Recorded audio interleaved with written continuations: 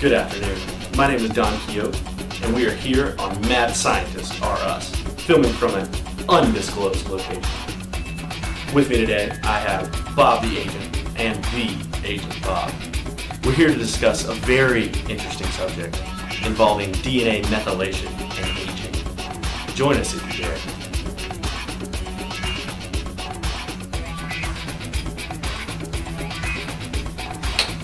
What are you doing? Can you not see I'm sciencing? Please don't interrupt me. Jesus. Hey, we're discussing something super serial here. DNA methylation is a crucial part of normal organismal development and cellular differentiation in complicated multicellular organisms. Age-related changes in methylation have been shown to affect health and longevity. DNA methylation alters the gene expression pattern in cells, which allows cells to be used in specific parts of the body and remain there for their entire life cycle.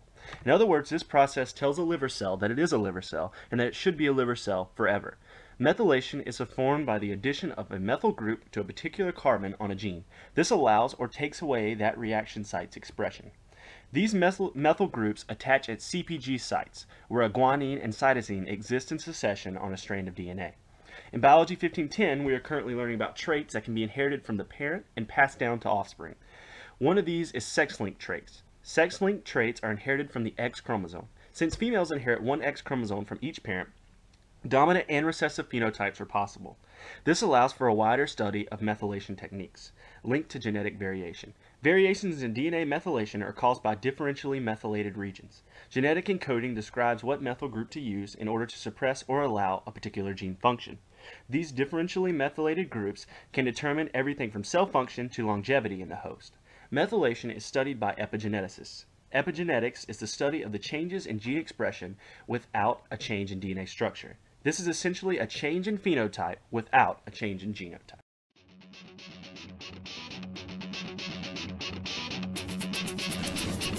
Friends, countrymen, Romans, welcome to the show.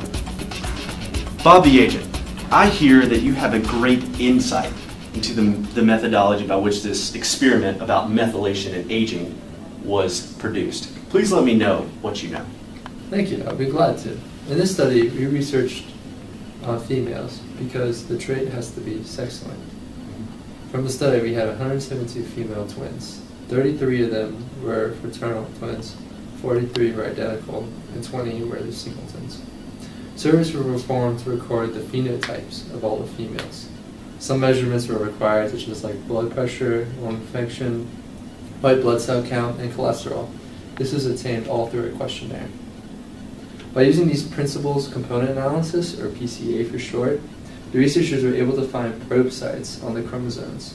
By using these probe sites, DNA methylation patterns were found by using interclass correlation coefficients and other scientific processes, with also a program called the R package. To get these values from the DMR, averages were taken from the probe sites of the chromosomes. From there, they found about 26,690 sites. Of course, all these probes were tested, and they decided to classify the two sites as a CpG island site and a CpG not island site.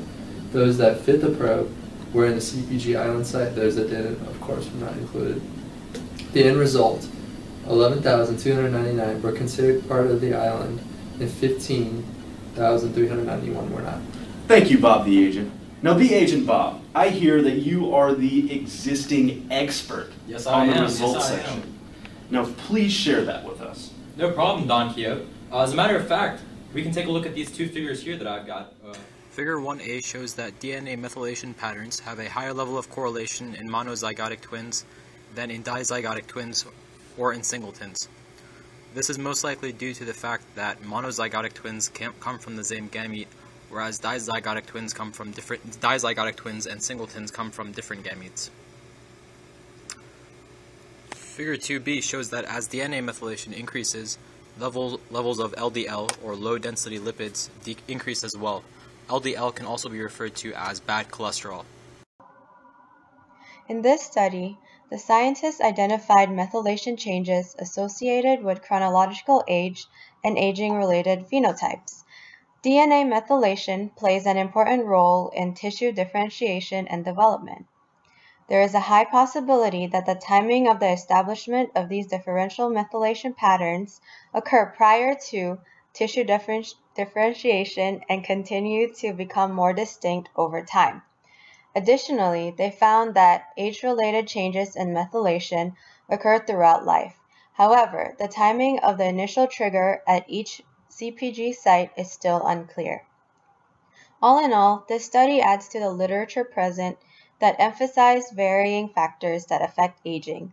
The epigenetic mechanisms that these scientists explored represent a potential pathway of mediating environmental and genetic effects on aging and age-related traits.